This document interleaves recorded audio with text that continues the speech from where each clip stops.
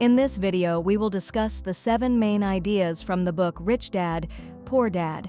First and foremost, Kiyosaki emphasizes the importance of financial literacy and understanding the difference between assets and liabilities.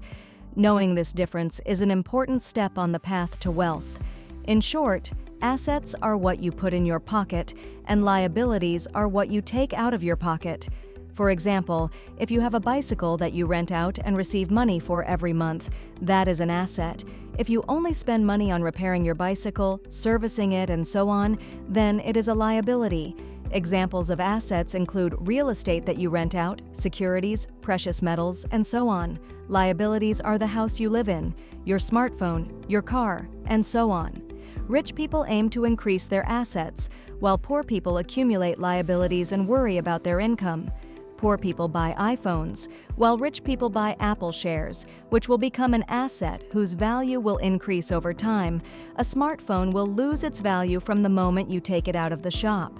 Accumulating assets is like growing a tree. It takes several years for the roots to strengthen, the shady crown to grow, and the tree to bear fruit.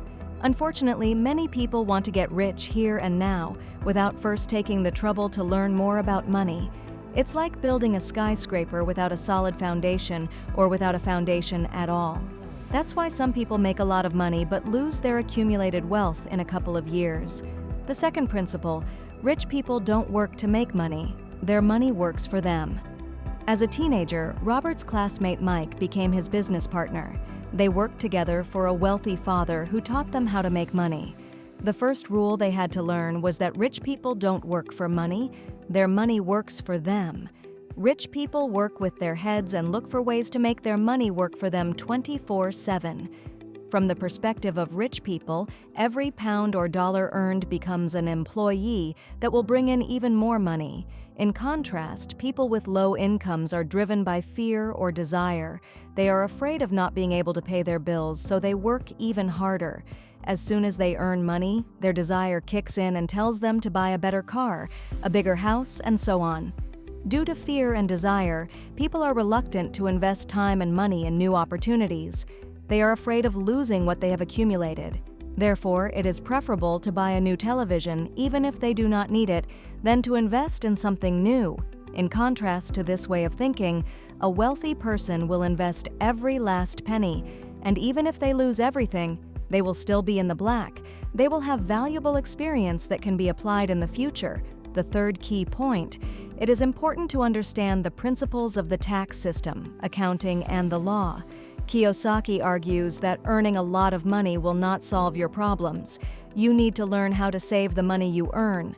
When a wealthy person earns £100,000, they save the entire amount, while a member of the poor or middle class will be forced to pay 30 to 40% of that amount in taxes. Kiyosaki says that initially, there were no taxes at all, and the state, like Robin Hood, came up with a tax system to punish rich people and give part of their income to the poor.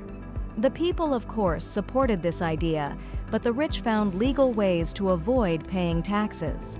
The main difference between the rich and the poor is that the lower classes earn money, pay income tax, and live on what's left. The rich, on the other hand, earn money, spend as much as possible, and pay tax on the remaining percentage of their money. The fourth principle, the rich create money. The author is convinced that everyone is naturally talented, but this talent is suppressed by fear and self-flagellation. It is not the smartest and most talented who succeed, but the most assertive and adventurous. It is impossible to succeed financially if you miss out on opportunities because of fear and self-doubt. Most people just sit and wait for opportunities to come to them. Kiyosaki's idea is that you should not wait for luck to come to you, but create it yourself. The same applies to money. You have to create it. Principle 5. Work to learn, not for money. Kiyosaki says that his poor dad was a smart, educated man who worked for a company that provided a stable income. The most important thing for him was a stable income. The author's rich dad worked to learn. Robert Kiyosaki encourages young people to look for jobs where they can learn more than earn money. This is especially true for jobs in sales, communications, marketing, accounting, administration, and so on.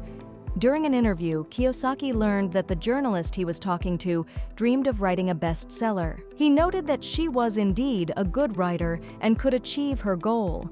The journalist replied that she had tried to break into this career, but no one was interested in her work. Robert advised her to enroll in sales courses to learn how to promote herself and her product, but this comment only hurt the woman's feelings. She said indignantly, "I have a degree in English literature. Why do I need sales manager courses? I went to university to become a professional, not a salesperson. I can't stand salespeople. All they care about is money." She jumped up and started gathering her things. Kiyosaki cautiously replied that he was the best-selling writer, but not the best writer. This remark upset her even more, and the interview was over. There are many talented doctors, lawyers, and dentists in the world who are experiencing financial difficulties. But as one wise business consultant said, they are one step away from wealth. If they applied their knowledge of finance, accounting, investing, marketing, and law to their skills, they could achieve great things.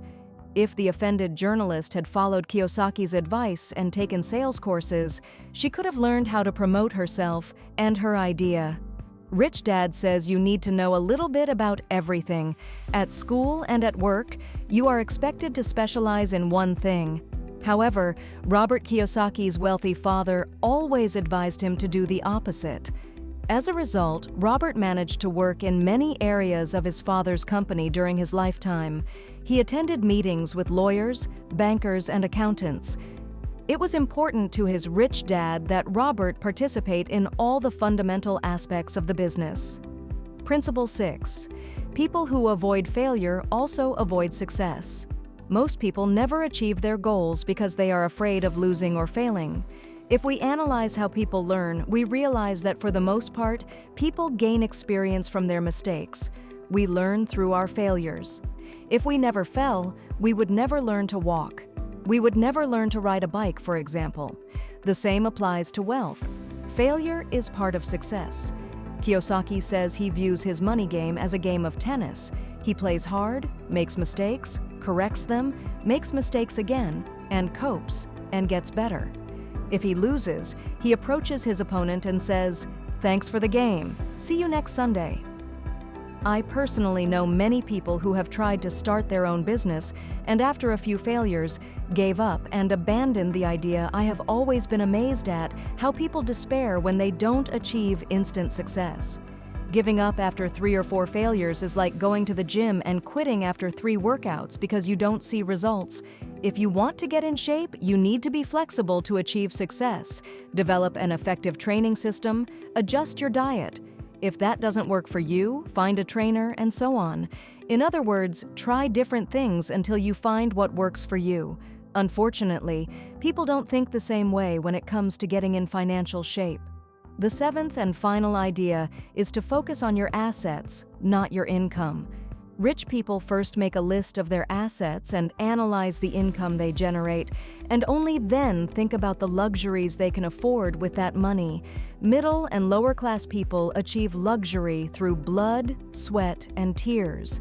In other words, if a rich person wants to buy a car, they will not do so immediately. First, they will acquire assets, buy a business, purchase real estate, and only with the income that these assets generate will they buy a car. Rich people always focus on assets. Thanks for watching. See you in the next video. Subscribe to Chapter and Capital, where every story of money has a soul.